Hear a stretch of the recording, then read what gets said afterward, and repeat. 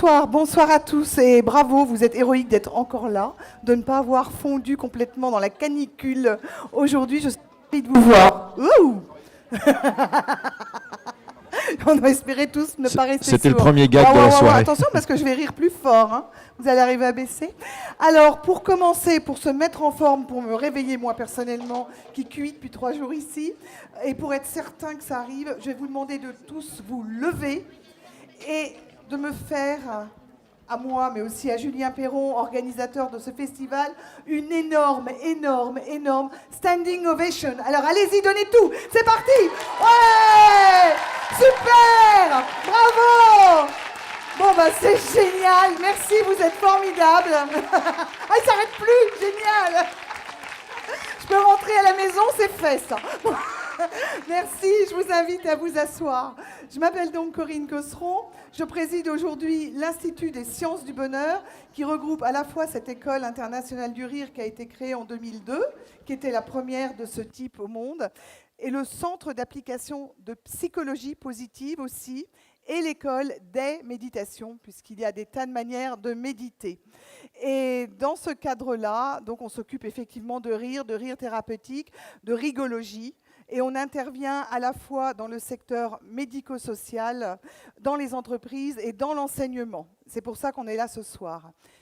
Quand j'ai vu le programme passionnant du festival, où quand même pendant 3 jours, on parle de pédagogie positive, de choses vraiment innovantes et merveilleuses pour l'enseignement, j'ai trouvé que c'était sérieux, que c'était juste, que c'était vraiment enrichissant, mais que ce n'était pas très rigolo. Alors j'ai proposé à Julien Perron quand même de se pencher sur cet aspect-là, parce que je me suis souvenue de moi à l'école. Alors en fait, j'avais des passions pour des matières qui n'étaient jamais les mêmes d'une année sur l'autre. Un coup, c'était la botanique, l'année suivante, curieusement, la gymnastique, l'année d'après, ça allait être les mathématiques, celle suivante, ça allait être les langues, le latin ou des choses comme ça. Ça n'avait ni queue ni tête, ça désespérait mes parents qui cherchaient vraiment dans quelle direction j'allais aller. Il faut dire qu'à l'époque, il n'y avait pas encore de filière école du rire, mais ça, c'était avant. Alors, donc, j'ai cherché le point commun entre toutes ces choses qui me faisaient passer du coq à l'âne, et je me suis dit, si ce ne sont pas les matières, ce sont les enseignants. Il doit y avoir un point commun dans les enseignants qui m'attirent. Ce sont des gens passionnés par leur matière, et ils arrivent à me contaminer. Mais j'ai regardé de près, il y avait vraiment de tout aussi. Il y avait des hommes, des femmes, des jeunes, des vieux, des débutants, des expérimentés, et je ne trouvais pas non plus un point commun flagrant entre les enseignants. Alors j'ai encore cherché, je me suis dit, il doit bien y avoir quand même quelque chose de particulier qui m'attirait pour que j'aille comme ça de matière en matière, et j'ai fini par trouver. Il y avait en effet un point commun entre tous ces enseignants qui ouvraient mon cœur et me donnaient envie d'apprendre, c'est qu'ils avaient l'œil qui frise. Vous savez, cette petite chose-là, où ça pétille tout à coup, et ils avaient un regard à la fois émerveillé, amusé, tendre, ouvert sur le monde, sur la discipline qu'ils enseignaient, et sur moi, c'est-à-dire sur les élèves qui étaient en face d'eux. Et ça, c'était le moteur qui me donnait envie d'apprendre avec eux, ce petit trait d'humour.